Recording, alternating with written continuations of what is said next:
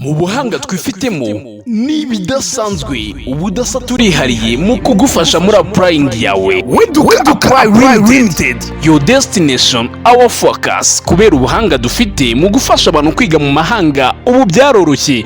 Dufasha ababyeyi bafite abana ndetse n'abantu muri rusange, abantu ku giti cyabo bashaka kwiga muri ibi bihugu bikurikira.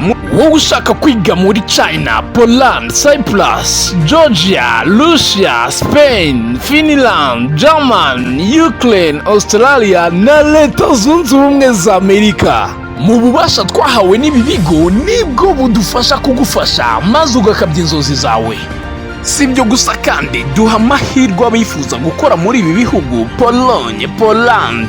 Si ibyo gusa kandi kuko abantu bose tubafasha kuva mu itangira kugera bagezeyo kandi tugakomeza kubakurikirana. Sinabyihererana kubabwira ko dufite ububasha duhabwa n'ibigo biri muri ibyo bihugu, nawe tukagufasha ukabasha kujya muri ibyo bihugu ukiga ukabona n'akazi. Sinavuga byinshi, umuhanga yumva vuba. Apply Limited, udushyigurura.